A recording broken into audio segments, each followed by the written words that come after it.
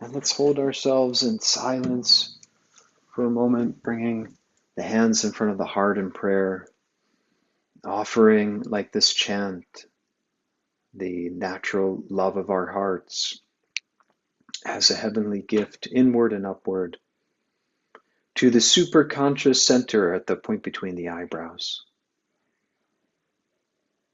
Feel that through the sacred vibration of Om, you are offering yourself at the feet of the infinite, at the point between the eyebrows,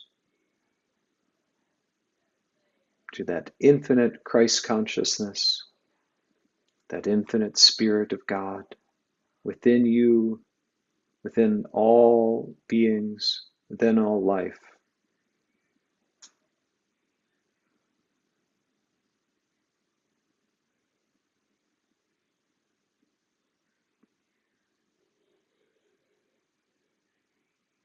O Divine Mother,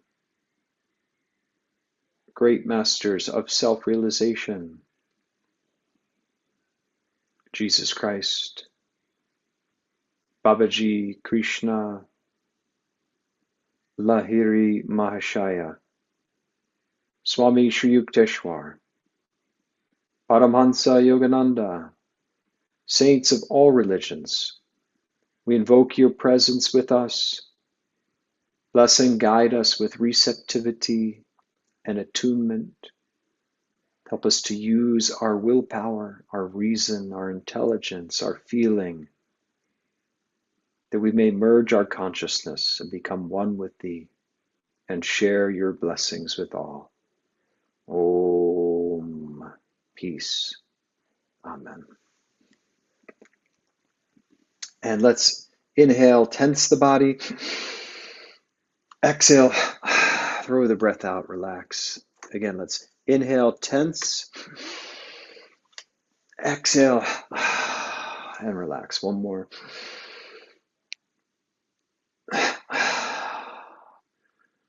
Now retire to your spine, to the center, not the physical spine, but your spinal highway of the infinite. And then with focused energy, with loving concentration, focus at the point between the eyebrows.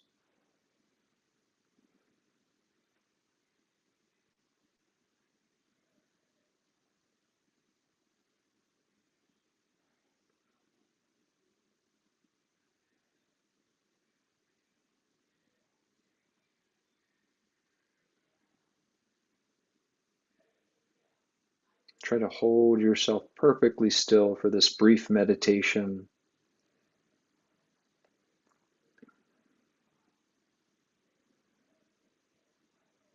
Feeling a sense of gratitude for divine grace and blessings in your life.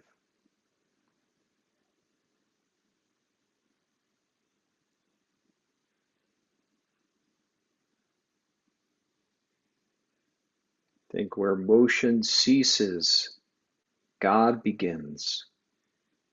Paramhansa Yogananda said that. So feel that in the stillness, not only of your body, but in the stillness of your mind, your heart, and your soul, that you begin to touch and enter into divine realms of sweetness through the stillness of spirit.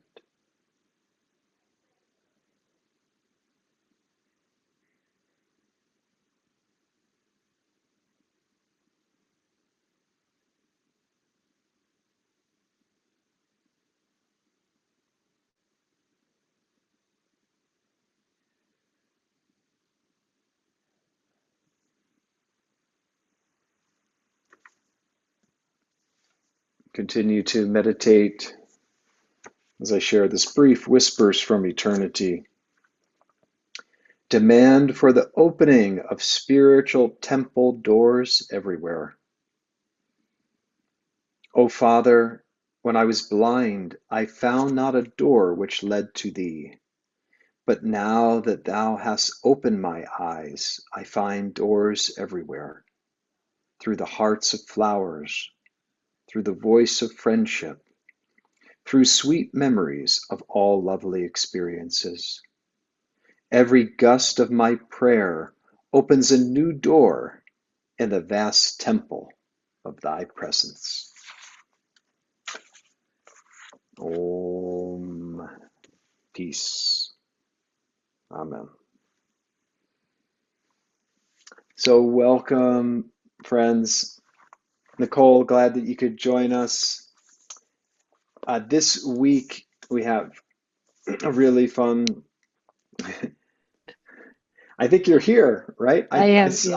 I saw you from afar. I didn't get to say hello. We have to connect. Right. And I thought, So yeah, the irony, I'm here and, right. it's Yeah. it's all good. It's divine Still force. online. Mhm. Tonight is lesson 5. What is it to be practical? And I invite us all, uh, as always, this is our informal book study. So if you have any inspirations, comments, questions, please feel free to share. I found this to be a very inspiring lesson. Every week, it feels like each one is it's building, and of course, that's how Swami designed this course with real consciousness and super consciousness, the way he tuned in. I'd like to pick it up by how this common misconception, which he talks about, the understanding of what it is to be practical, right? That to be often people, this is at the very beginning of the lesson, if you have the book, top of page 69, often people use the need to be practical as an excuse for being unimaginative and uncreative. They contrast the word practical to unrealistic schemes born of a visionary attitude that is forever dreamy and undisciplined. When people say, let's be practical, they generally assume that a chasm exists between idealism and the way things really are.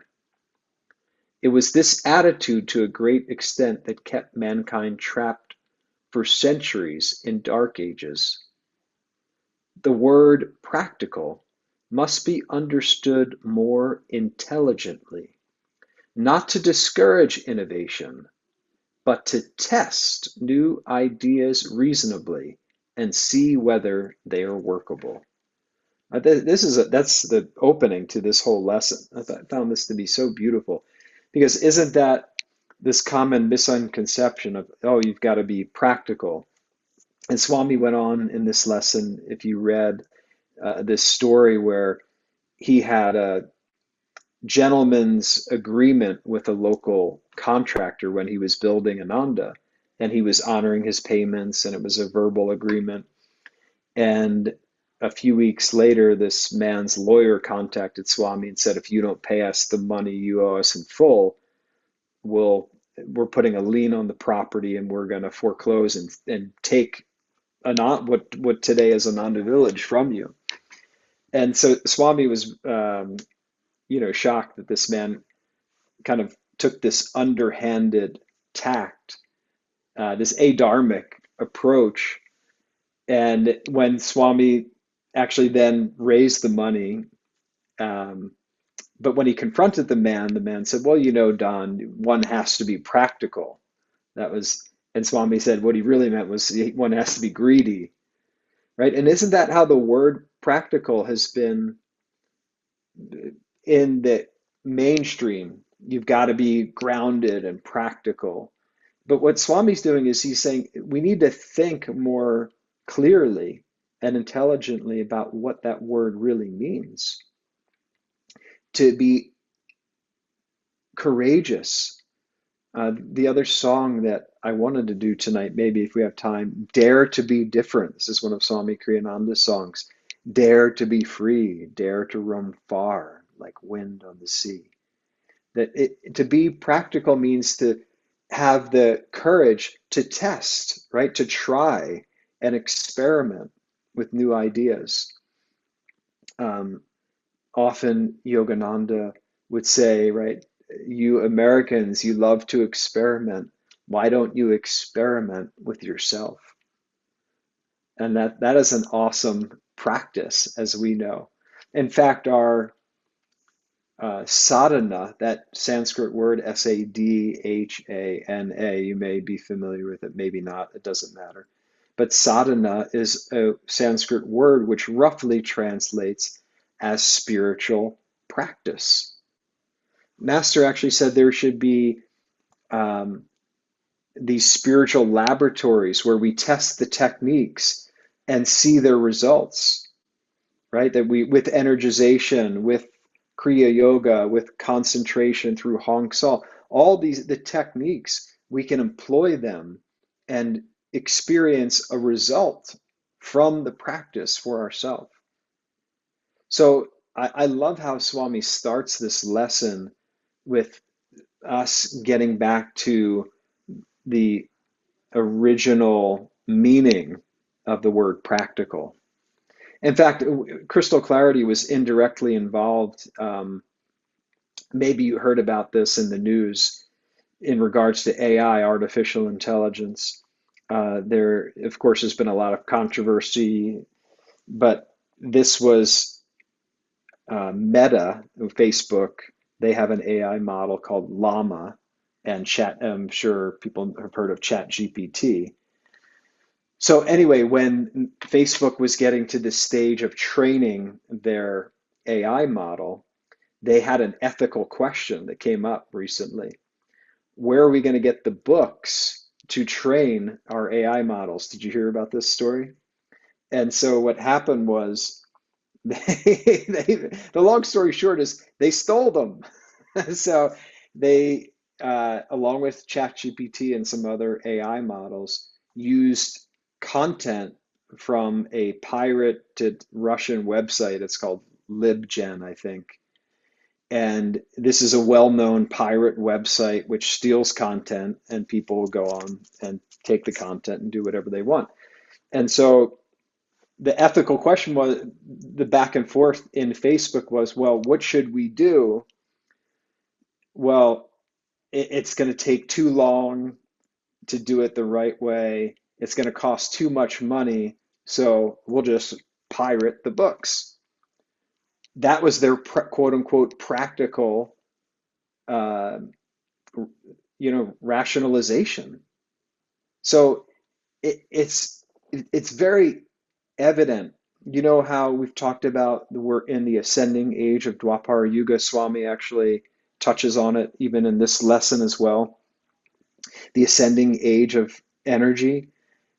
It's said that Dharma is like a four-legged table. And in the higher age of Satya Yuga, the age of truth, the age of enlightenment, that Dharma stands firmly on those four legs. And in Treta Yuga, the age of thought, or the third age, it stands on three legs. In Dwapara, two legs, and on Kali, one leg. So we're in early Dwapara Yuga, and Dharma is still trying to be established on two legs. It's wobbly.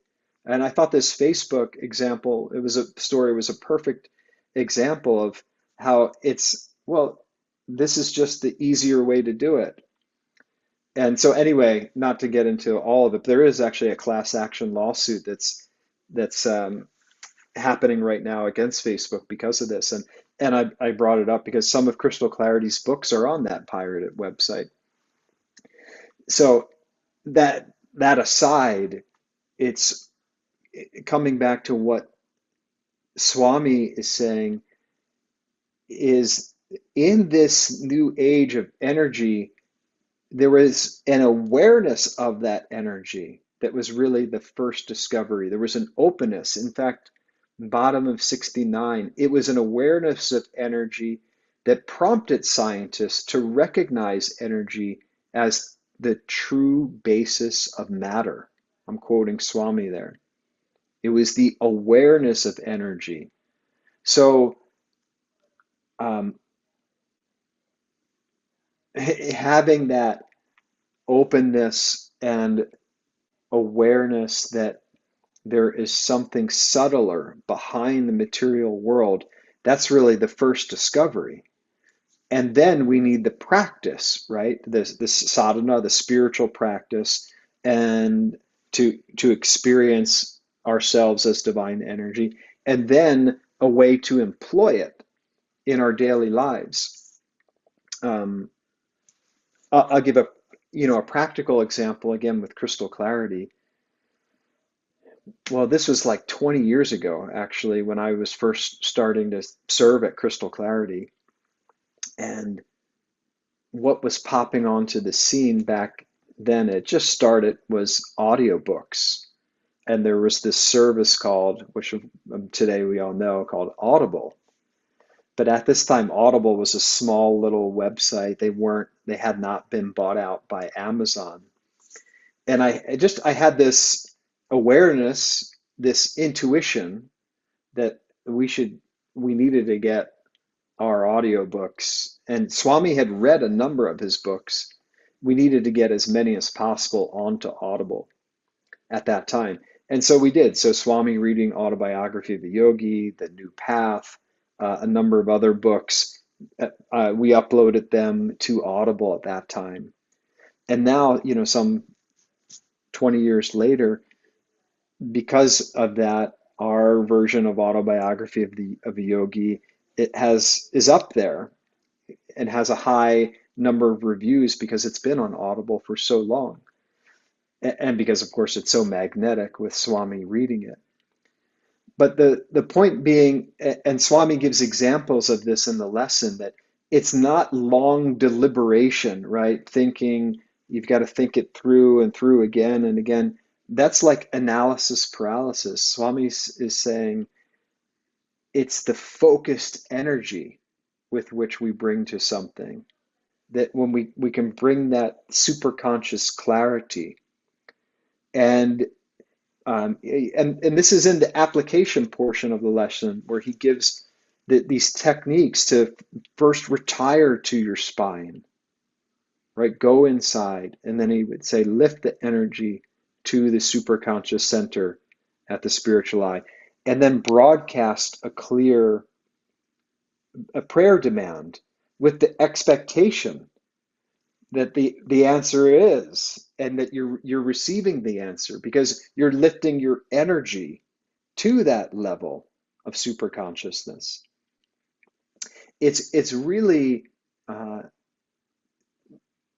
overcoming that naysaying principle.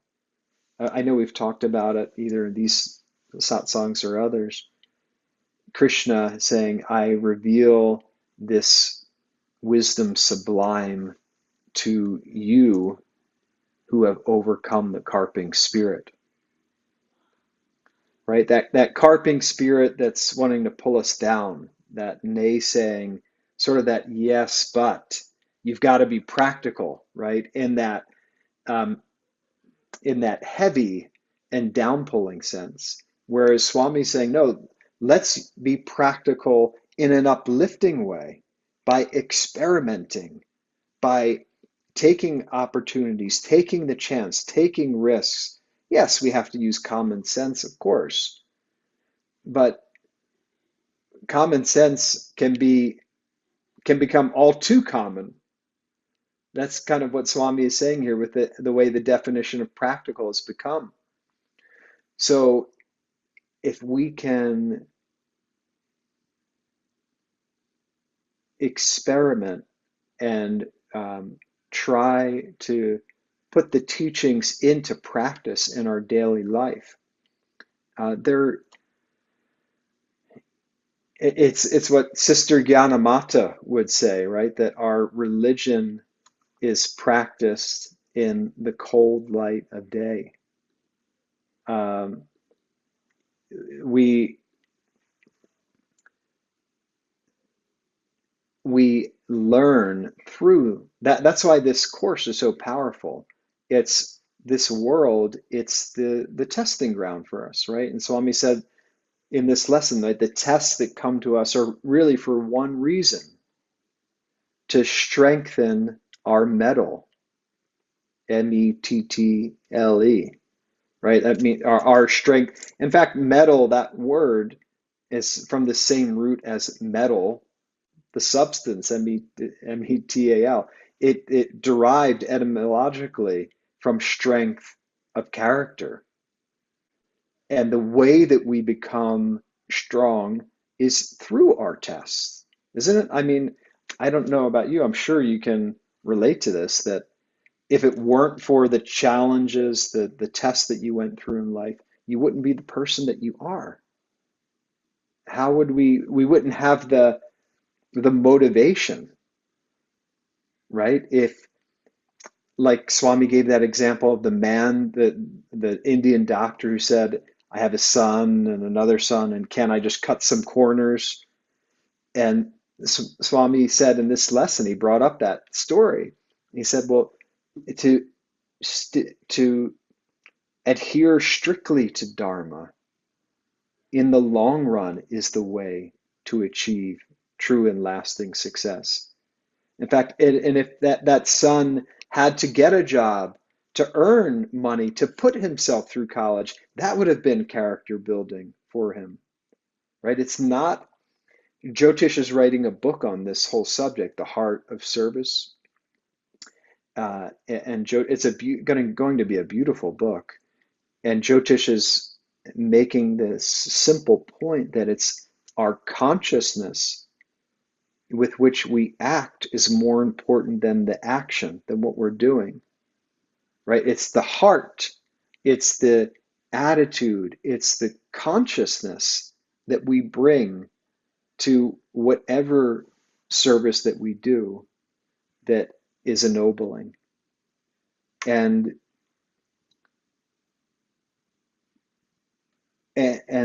this is why when we act from a center of God consciousness and we're giving of ourselves without thinking about what we're getting, right? Which is in so much of our society is thinking of what will other people think of me? Like think of the kind of the I don't want to I shouldn't say it that way. I'm not going to, but think of social media, right? It's sort of predicated on what other people are saying about you or how you're looking, and it's and of course, yes, technology can do great things. So we're connecting through technology. It's not technology is bad. It's the way that we're using it.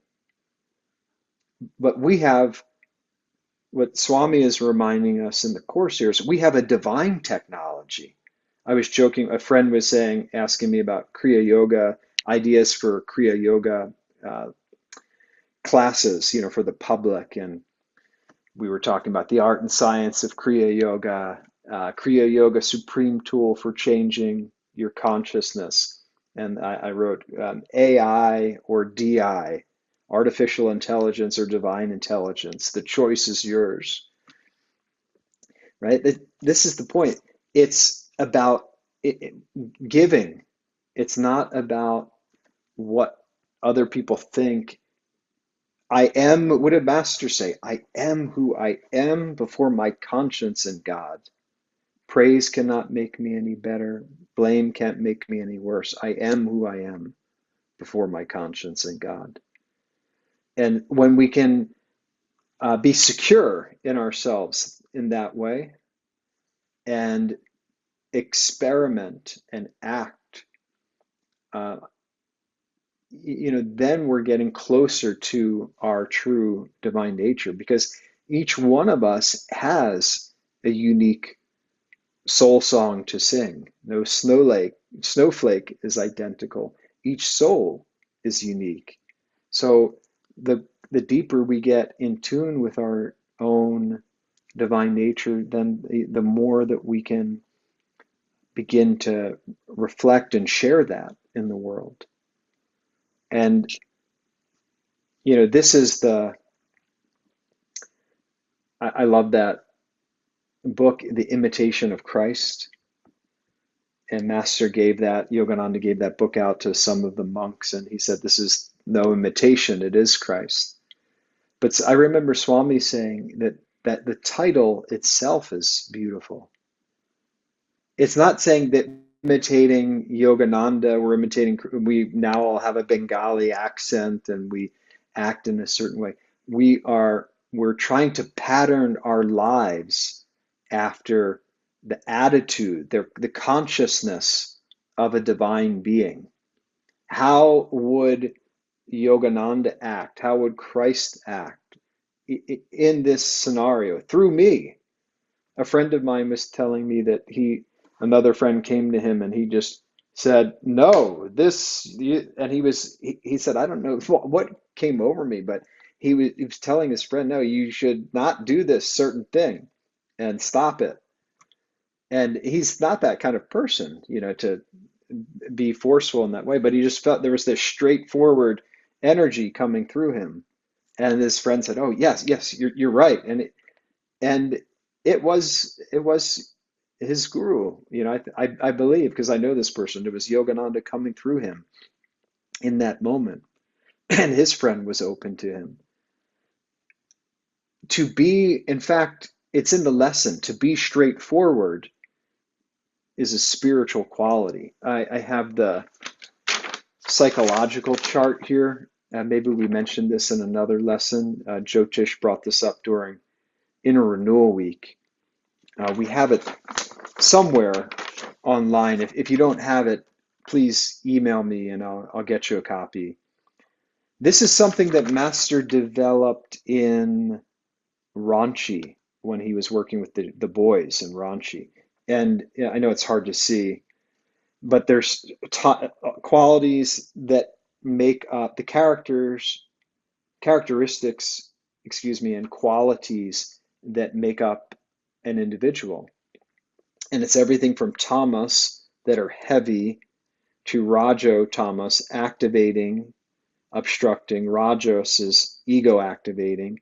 Sattva tamo, elevating but obstructing. And then sattva rajo, elevating, activating. And sattva, or just light altogether.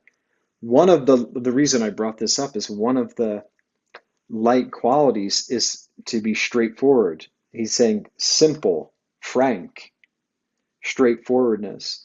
And Swami says that too here in the lesson, right? To be straightforward. It's like Sri Teshwar said, candor with courtesy, right? It's not like, because then of course people can take being straightforward to an extreme. I told him like it was, right? And they feel like that's license to be rude. That's not how it's meant. But to be strong I am strong in myself. I am complete in myself. The joy and perfection of the universe await discovery within my inner being. That's Swami's affirmation for self-control. If we think of that saying in the Bible, make straight the way, the coming of the Lord. This is talking about keeping the spine straight in the yogic teachings. We talked about this the other week, that sitting upright for meditation, it uplifts the energy so that we're coaxing it to the superconscious center. So to be straightforward in our daily life, in our interactions with others, is another way. So we don't just placate and tell people things that they want to hear. And at the same time, we're not rude. We're just straightforward and honest. And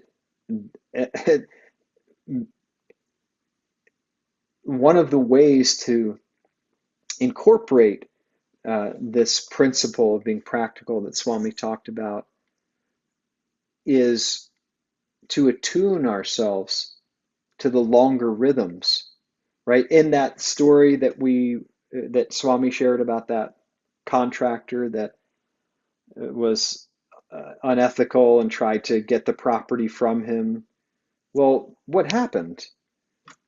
Well, Swami raised the money and then he called the man and said, I have the money that I owe you, but I'm going to wait until the last minute and allow you to incur as many legal fees as you possibly can. And the man said, oh no, Don, I'll get you a discount.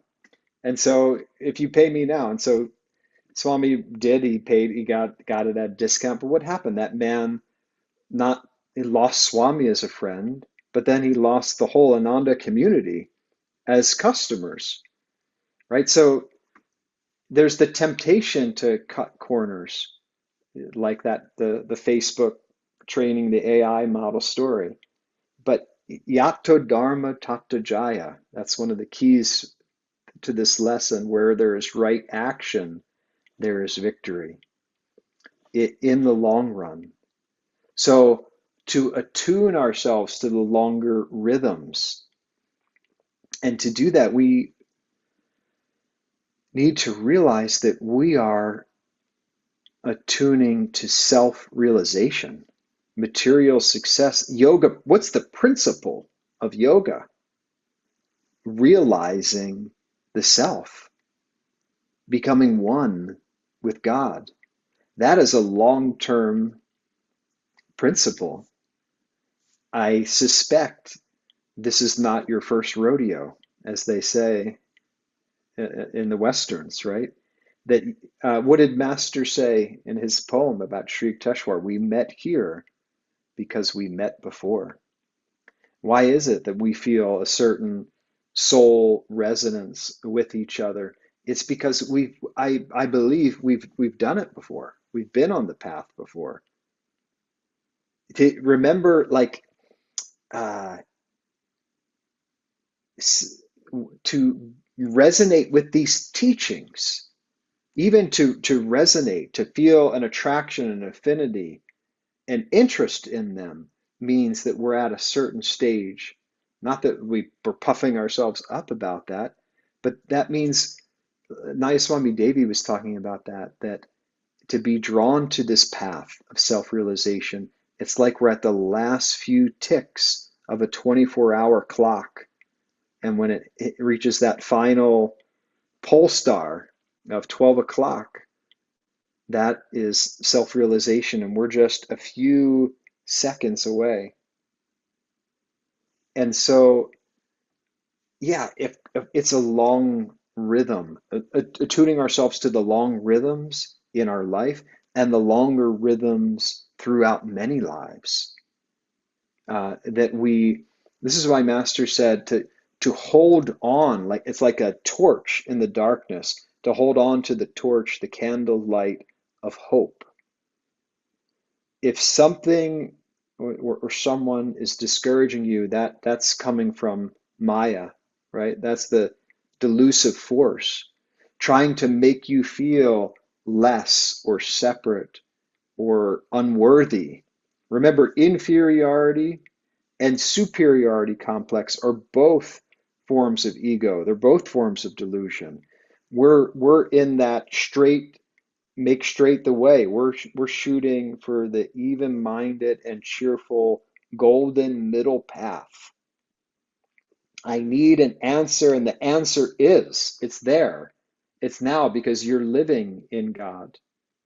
And we all, yes, I mean, seeing what Swami did with his life, it's a high bar. And you feel the great masters and you read about their lives and these incredible stories, you can feel like, whoa, you know. But let's bring it down and make it practical. That's what this whole lesson is about. By experimenting, by trying. Uh, Dharma Devi and I, when we were transitioning back to Ananda Village a couple of years ago, we needed a place to live. And so we had to put our principles into practice. Well, we have a home. Where is it? You know, and as we were doing the common sense things of looking for listings online by the village, we had a dog, so we couldn't live within the village. We wanted to live right as close as possible. And so, of course, the common sense thing is to look online and to drum up prospects and this sort of thing. And we did that, of course. And this one day, while we were up here looking at different properties, our friend said, "Oh, well, I hope you've looked at the property right behind me." And we said, "No, we haven't at all. We didn't even know about it." And she said, "Oh, yeah, well, it's coming up for sale." but it wasn't on the market yet. Nobody knew about it, and it was the Divine Mother, through her telling us, and that happened to be the property that we purchased and where we built a home. But I'm sharing that to say we never know, right, where the answers are going to come from. And so we need to be open. And like Swami started this lesson, to have the awareness of energy is really the first gift, right? So to have the openness that Divine Mother, that God is in everything and is speaking to you through everyone and every experience that you have. Do you recall that story of the the guru told his disciple this, to see God in everything and to hear God in everyone, and then later that week the man was walking down uh, a gravel road, and there was an elephant coming towards him, and there was an elephant driver with a man on top of him. And the man said, get out of the way, get out of the way. And the man was thinking, no, God is in the elephant, and I am in God, and we're together. And the elephant got closer, and this trunk, threw the man aside. And he went back to his guru and said, Guru, I thought you told me that God is in everyone. And he said, yes, but you didn't listen to God in the elephant driver that told you to get out of the way. So we have to, of course, use common sense. But remember, this is an important point. The most practical thing of all is to have faith in God. Swami referred to that story, Two Penniless Boys in Brindaban. If you haven't, I know all of you have read Autobiography of a Yogi, but go back and reread that chapter. It is so inspiring. And Swami was saying it was one of the inspiring chapters in autobiography that propelled him to take the bus cross country and meet Master. Where this is Yogananda's older brother challenging him. You remember the story? Your vaunted philosophy, I bet you can't have it tested in the cold light of day. And Master, without hesitation, yes. And he accepts that test, and it's miraculous, seemingly miraculous. But it's because he had the experience of God, and he was willing to test it in his daily life. There was a story, I don't know that it's in this course, maybe it is, of a disciple, I think it was of Shankaracharya. And Shankaracharya was on the opposite side of the Ganges, and one of his disciples was on the other side. And just with this very subtle and understated manner, Shankaracharya said, "Come." And he motioned to his disciple to come across the river to him. And without any hesitation, that disciple began to step on the river. And as he put his first foot down, a lotus flower came up, and on, and he safely crossed the river, and he bowed before his master. And he was given, I think, the name Padma Pada, lotus feet. But the point of this story, the reason I brought it up, is Swami said that disciple did have, prior to that experience, he had intuitive experiences with his guru, with Shankaracharya. He knew he was a man of God realization. And every word from a God realized master is binding on the universe. And he exercised that faith. So we need to take it in baby step ways. Let me pause. I have been talking for a while. Goodness. Share with me, was there anything in this lesson that stood out to you?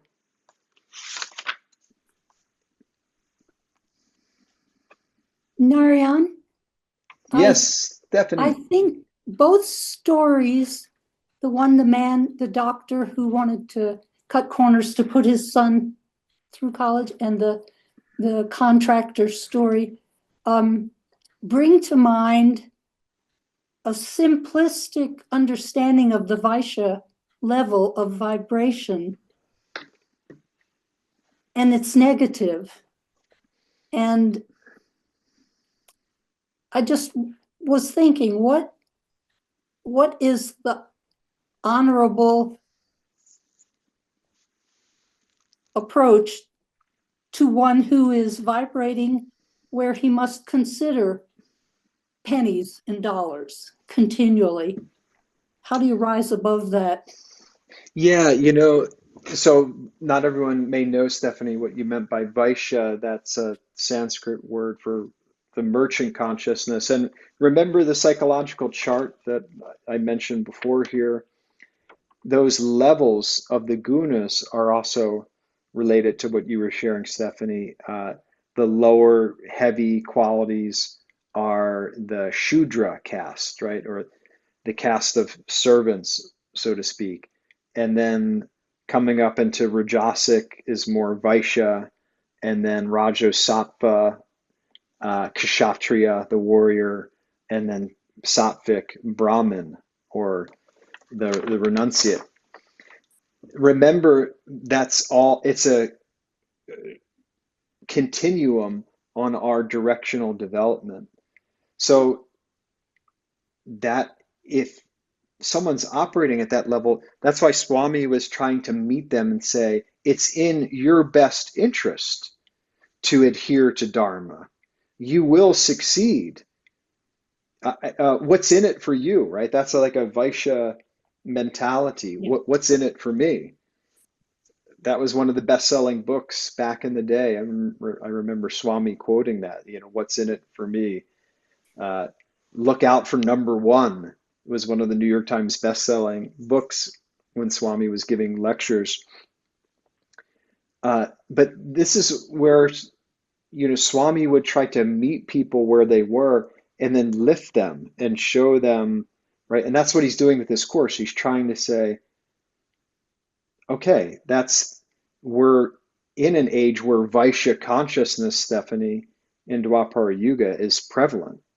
What's in it for me? How do we make the most money? That the story about Facebook and AI that I told is a perfect example. We'll steal the books so that we can train the model because it'll take less time and it'll cost less money. And hey, maybe we'll get sued, but we'll pay it off in court and we don't care. That's the mentality. It's not the right mentality, but if we can understand that by adhering to Dharma and by adhering to right action, we actually will be successful in the long term. It will be in our best interest. But we also need to have the patience and the perseverance to put it into practice. And many people don't. And that's fine. I mean, every soul will get there. Everyone will be free. It's up to, Swami said it at some point in the lesson, like I won't impose my will upon anyone. Everything was like a invitation, Stephanie, through inspiration. So I think that's the way, we don't want to come down and have like a holier than thou attitude, If you try to have that approach with someone, it's only going to reinforce their behavior in the opposite direction. What really moves people is inspiration. And if they're open to that inspiration and they're open to trying and experimenting with what Swami has been sharing in this lesson. Great, thank you. Yeah, Great, no, very good question. Thank you. inspiring answer. Thank you for bringing it up. I'm skipping to the application now, where Swami is saying, I'm on page 77 if you have the book. What you must do when you face any problem is withdraw first mentally into your spine even for just a moment. Your spine is the center of your body. Pause there briefly if necessary and ask yourself in a consciousness of inner balance what, considered from every angle, is the best solution. Another secret of effective practical action is to draw upon your inmost natural resource, superconscious intuition. To receive higher guidance, don't think you must first engage in long meditation. Clarity doesn't depend on the time you spend seeking it. What is important is the energy you focus on coming to your decision. So this is a key for us. It's getting our energy clear and uplifted and concentrated. And I think I shared, maybe it was last week or maybe it was on another online satsang, that painting of Jyotish's, that samadhi painting. Have we talked about that? And you've seen it. The Oh geez, I could share it here if I can find it. That's okay. I don't have it handy. I know we've talked about it, but that is a perfect example of this concentrated, uplifted. Oh, thank you, Stephanie. Yeah, concentrated, uplifted energy, where Jyotish was painting samadhi, and this is a perfect example, instead of thinking about, well, how would I paint samadhi? What did he do? He meditated. He went into superconscious intuition and he received the answer in an instant like that. And that's where he painted Master meditating, and he said his spine is in perfect alignment with the top of that mountain. And that this painting, I realized, exemplifies relax, concentrate, and then expand. The 3 stages of meditation that we talk about. So the energy that we focus, right, is more important than long deliberations. So it's better for us to ask, well, what can we do to uplift our energy? What can we do to focus our energy? Just taking a moment to close the eyes, to lift the gaze. But that's why the energization exercises are so important. People say, well, I run, or, I lift weights, I do other things. Well, this is concentrating your energy, becoming aware, having the awareness of the flow of energy. Remember the beginning of the chapter, that awareness of energy being the first gift. That's exactly what energization is all about. It's becoming aware of the flow of energy. And when we have that, we experience, then we can use it with our superconscious intuition more and more effectively.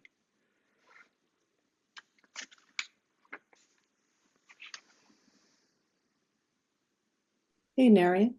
Yes. Yes, On that Martha. picture, Yes. you said there were the 3 stages on that picture? How do you, So let me clarify. That's my I love that. interpretation. Yeah. Yeah, that's not Jyotish's, that's my interpretation. The reason I say that is because relax, it's this beautiful outdoor environment. It's like the Himalayas, there's the water, there's the mountain, there's the air, the earth. That's like stage 1, relax and recharge, right? And then stage 2 is concentration. That's what Jyotish was saying with the spine in that painting being aligned with the mountain peak. Concentrate, Oh, the focus of the mountain peak is concentration.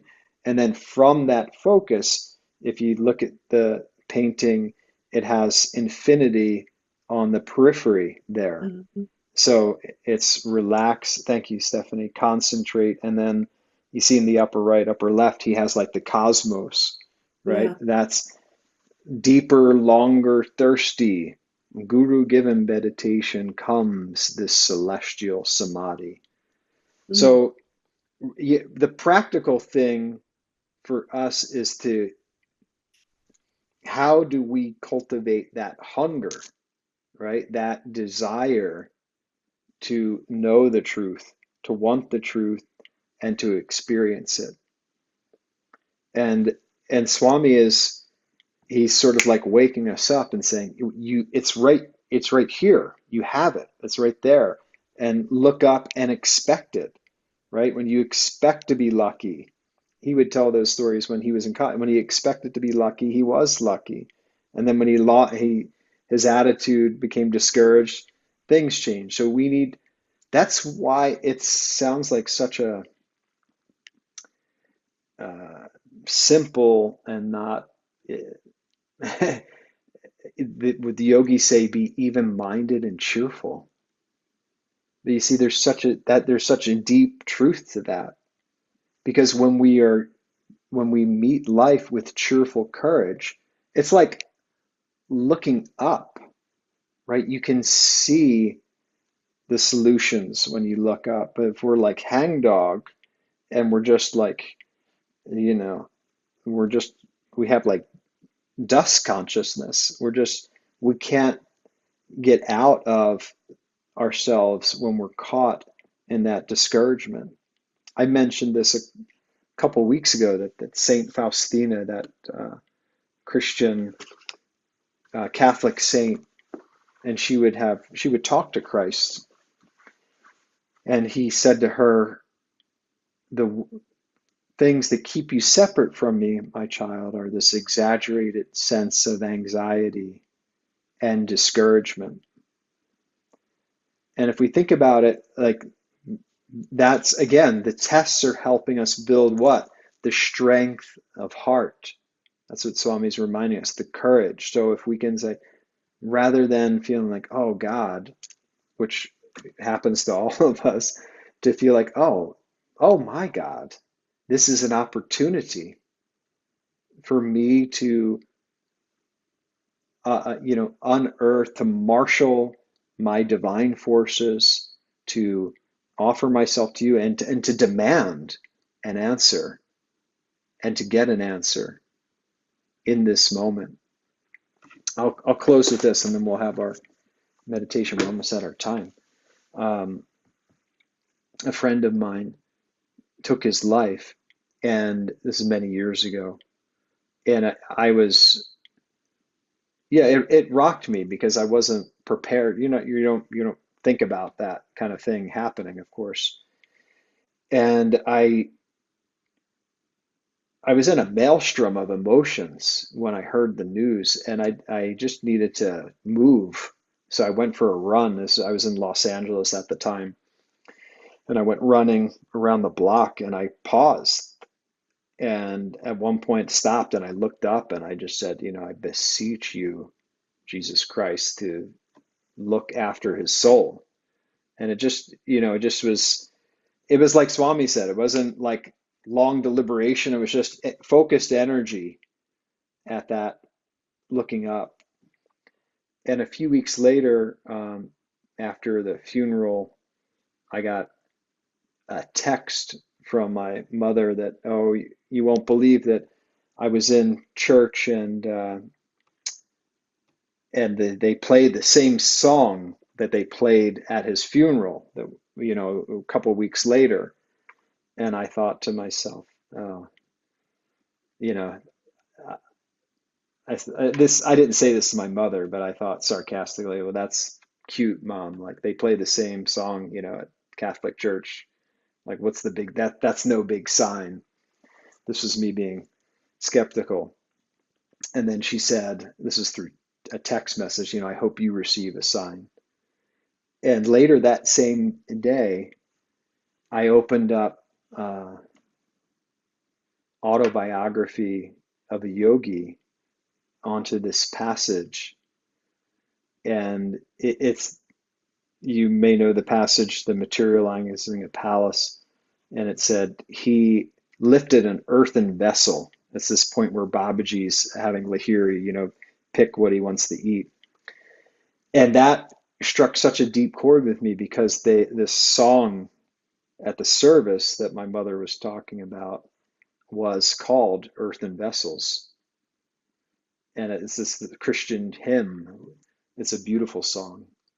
We hold a treasure not made of gold in earthen vessels, wealth untold, one treasure only, the Lord, the Christ. And so I knew that that was an answer to prayer.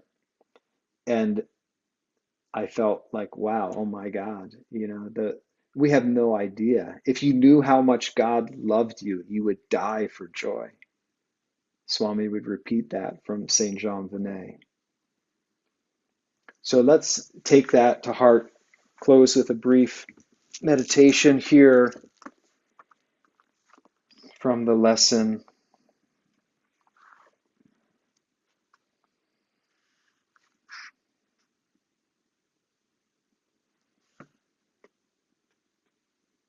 Closing our eyes.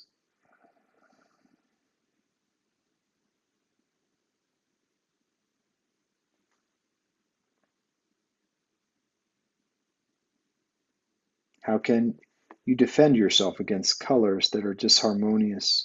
Even more to the point, perhaps, how can you cling to your principles in a world that so often equates lack of principle with being practical? The answer is strengthen your own aura. Imagine a bright light in your heart. Radiate that light upward to the spiritual eye and outward from there into the world. Let it radiate in every direction. Make yourself a cause in life, not an effect. Feel your aura extending outward from your spiritual eye into the world around you, protecting you from every discordant influence in a balloon of light. No weaker light will be able to penetrate the magnetic field you generate by your strong will. Any aura that is compatible with your own, on the other hand, will find itself strongly attracted to you. Fill your light with joy and love. Know that these divine qualities are yours eternally. Let's affirm mentally. In thee alone I am truly free. Freedom is forever mine in thy light. In thee alone I am truly free. Freedom is forever mine in thy light. In thee alone I am truly free. Freedom is forever mine in thy light.